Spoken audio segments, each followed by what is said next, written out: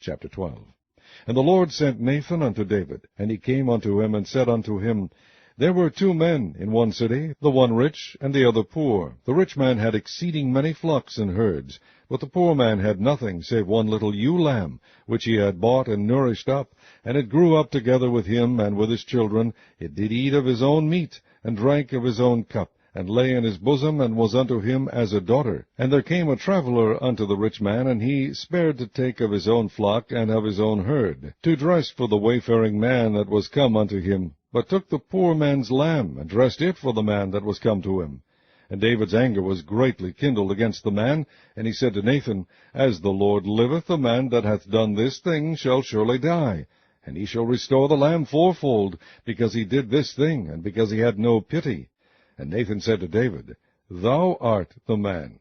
Thus saith the Lord God of Israel, I anointed thee king over Israel, and I delivered thee out of the hand of Saul, and I gave thee thy master's house, and thy master's wives into thy bosom, and gave thee the house of Israel and of Judah. And if that had been too little, I would moreover have given unto thee such and such things.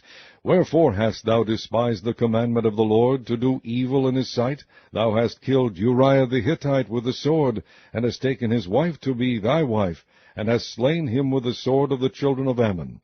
Now therefore the sword shall never depart from thine house, because thou hast despised me, and hast taken the wife of Uriah the Hittite to be thy wife. Thus saith the Lord, Behold, I will raise up evil against thee out of thine own house, and I will take thy wives before thine eyes, and give them unto thy neighbor, and he shall lie with thy wives in the sight of this sun. For thou didst it secretly, but I will do this thing before all Israel, and before the sun. And David said unto Nathan, I have sinned against the Lord. And Nathan said unto David, The Lord also hath put away thy sin, thou shalt not die. Howbeit, because by this deed thou hast given great occasion to the enemies of the Lord to blaspheme, the child also that is born unto thee shall surely die. And Nathan departed unto his house. And the Lord struck the child that Uriah's wife bare unto David, and it was very sick. David therefore besought God for the child, and David fasted, and went in, and lay all night upon the earth. And the elders of his house arose, and went to him, to raise him up from the earth, but he would not, neither did he eat bread with them. And it came to pass on the 7th day that the child died. And the servants of David feared to tell him that the child was dead, for they said, Behold, while the child was yet alive, we spake unto him, and he would not hearken unto our voice. How will he then vex himself if we tell him that the child is dead? But when David saw that his servants whispered, David perceived that the child was dead. Therefore David said unto his servants, Is the child dead? And they said, He is dead. Then David arose from the earth, and washed, and anointed himself, and changed his apparel, and came into the house of the Lord, and worshipped. Then he came to his own house, and when he required, they set bread before him, and he did eat. Then said his servants unto him, What thing is this that thou hast done?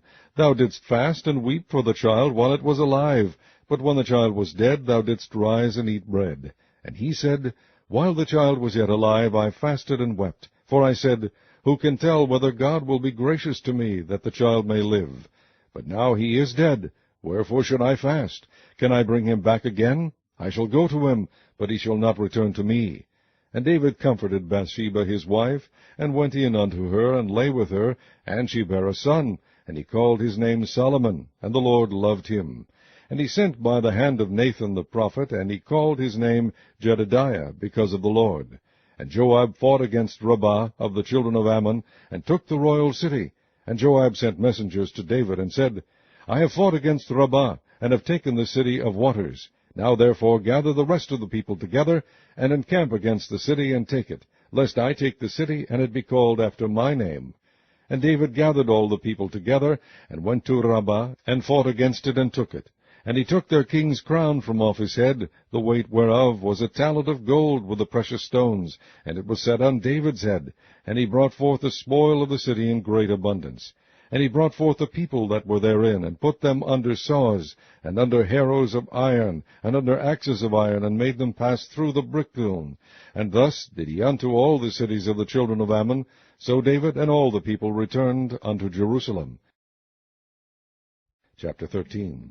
And it came to pass after this, that Absalom the son of David had a fair sister, whose name was Tamar. And Amnon the son of David loved her. And Ammon was so vexed that he fell sick for his sister Tamar, for she was a virgin, and Ammon thought it hard for him to do anything to her. But Ammon had a friend, whose name was Jonadab, the son of Shimeah, David's brother. And Jonadab was a very subtle man. And he said unto him, Why art thou, being the king's son, lean from day to day? Wilt thou not tell me? And Ammon said unto him, I love Tamar, my brother Absalom's sister. And Jonadab said unto him, Lay thee down on thy bed, and make thyself sick. And when thy father cometh to see thee, say unto him, I pray thee, let my sister Tamar come, and give me meat, and dress the meat in my sight, that I may see it, and eat it at her hand. So Ammon lay down, and made himself sick. And when the king was come to see him, Ammon said unto the king, I pray thee, let Tamar my sister come, and make me a couple of cakes in my sight, that I may eat at her hand. Then David sent home to Tamar, saying, Go now to thy brother Ammon's house, and dress him meat. So Tamar went to her brother Ammon's house, and he was laid down. And she took flour, and kneaded it, and made cakes in his sight, and did bake the cakes. And she took a pan, and poured them out before him, but he refused to eat. And Ammon said, Have out all men from me. And they went out every man from him. And Ammon said unto Tamar, Bring the meat into the chamber, that I may eat of thine hand. And Tamar took the cakes which she had made, and brought them into the chamber to Ammon her brother. And when she had brought them unto him to eat, he took hold of her, and said unto her, Come lie with me, my sister. And she answered him, Nay, my brother, do not force me, for no such thing ought to be done in Israel. Do not thou this folly. And I, whither shall I cause my shame to go? And as for thee, thou shalt be as one of the fools in Israel.